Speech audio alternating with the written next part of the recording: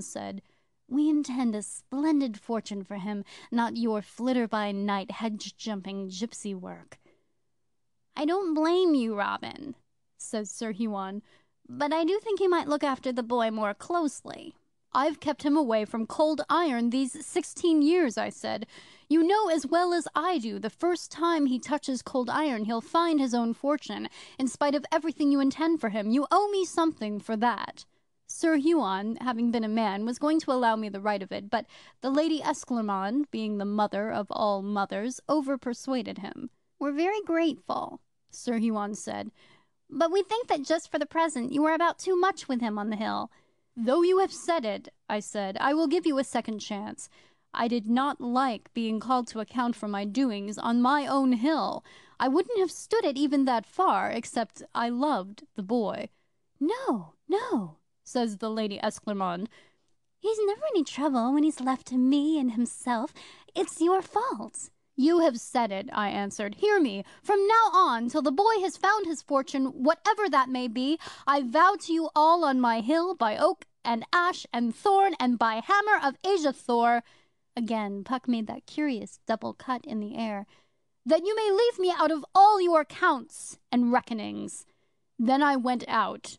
He snapped his fingers, like the puff of a candle, and though they called and cried, they made nothing by it. I didn't promise not to keep an eye on the boy, though. I watched him close, close, close. When he found what his people had forced me to do, he gave them a piece of his mind, but they all kissed and cried round him, and being only a boy, he came over to their way of thinking. I don't blame him, and called himself unkind and ungrateful, and it all ended in fresh shows and plays and magics to distract him from folk in Hausen. Dear heart alive, how he used to call and call on me, and I couldn't answer, or even let him know that I was near. "Not even once?" said Una. "If he was very lonely?" "No, he couldn't," said Dan, who had been thinking. "Didn't you swear by the hammer of Thor that you wouldn't, Puck?" "By that hammer," was the deep, rumbled reply. Then he came back to his soft, speaking voice. "And the boy was lonely when he couldn't see me any more. He began to try to learn all learning. He had good teachers, but I saw him lift his eyes from the big black books toward folk in Hausen all the time. He studied song-making. Good teachers he had too, but he sang those songs with his back toward the hill and his face toward folk. I know, I have sat and grieved over him, grieving within a rabbit's jump of him. Then he studied the high, low, and middle magic. He had promised the Lady Esclarmonde that he would never go near folk in Hausen, so he had to make shows and shadows for his mind to chew on." "What sort of shows?" said Dan. "Just boys' magic, as we say. I'll show you sometime. It pleased him for the while, and it didn't hurt anyone in particular, except a few men coming home late from the taverns, but I knew what it was a sign of, and I followed him like a weasel follows a rabbit. As good a boy was ever lived. I've seen him with Sir Huon and the Lady Esclarmonde stepping, just as they stepped, to avoid the track of cold iron in a furrow, or walking wide of some old ash-tot because a man had left his swap-hook or spade there, and all his heart aching to go straight forward among folk in Hausen all the time. Oh, a good boy! They always intended a fine fortune for him, but they could never find it in their heart to let him begin. I've heard that many warned them, but they wouldn't be warned. So it happened as it happened. One night I saw the boy roving about here, wrapped in his flaming discontents. There was flash on flash against the clouds, and rush on rush of shadows down the valley, till the shaws were full of his hounds giving tongue, and the woodways were packed with his knights in armour riding down into the water mists, all his own magic, of course. Behind them you could see great castles lifting slow and splendid on arches of moonshine, with maidens waving their hands at the windows, which all turned into roaring rivers, and then would come the darkness of his own young heart, wiping out the whole slateful. But boys' magic doesn't trouble me, or Merlin's either, for that matter. I followed the boy by the flashes and the whirling wildfire of his discontent, and oh, but I grieved for him. Oh, but I grieved for him! He pounded back and forth like a bullock in a strange pasture, sometimes alone, sometimes waist-deep among his shadow-hounds, sometimes leading his shadow-knights on a hawk-winged horse to rescue his shadow-girls. I never guessed he had such magic at his command, but it's often that way with boys.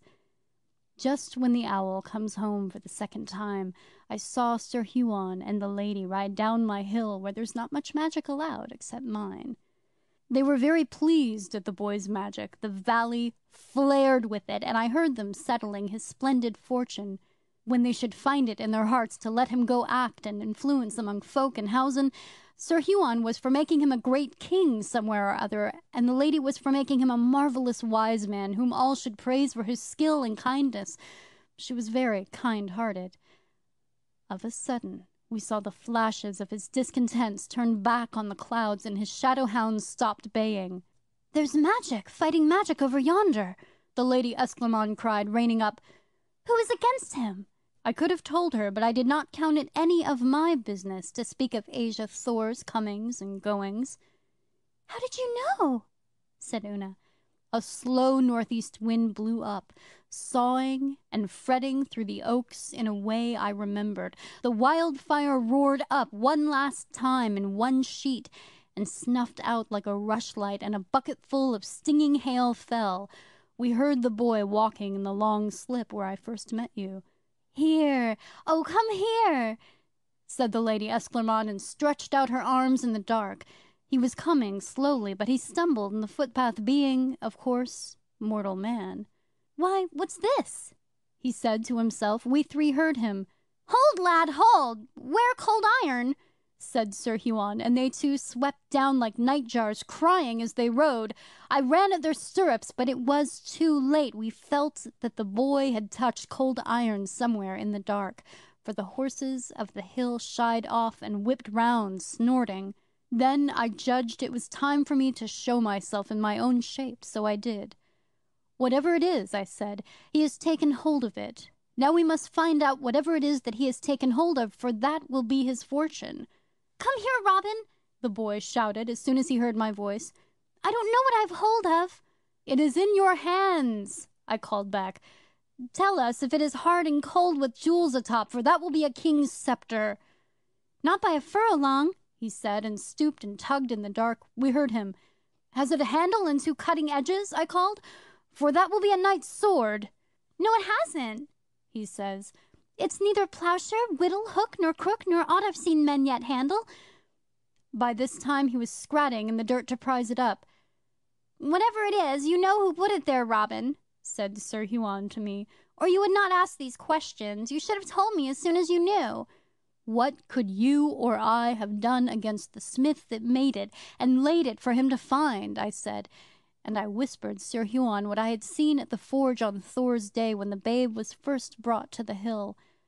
"Oh, goodbye our dreams," said Sir Huon. "It's neither sceptre, sword, nor plough. Maybe yet it's a book full of learning, bound with iron clasps. There's a chance for a splendid fortune in that sometimes."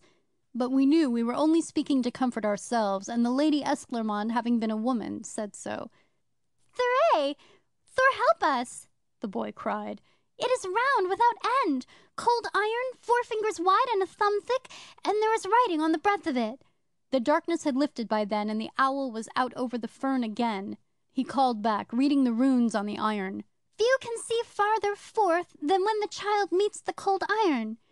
And there he stood in clear starlight with a new, heavy, shining slave ring round his proud neck. "Is this how it goes?" he asked, while the Lady Esclairmonde cried. "That is how it goes," I said. "He hadn't snapped the catch home yet, though." "What fortune does it mean for him?" said Sir Huon, while the boy fingered the ring. "You who walk under cold iron, you must tell us and teach us." "Tell I can, but teach I cannot," I said. "The virtue of the ring is only that he must go among folk in Hausen henceforward, doing what they want done, or what he knows they need, all old England over. Never will he be his own master, nor yet ever any man's. He will get half he gives, and give twice what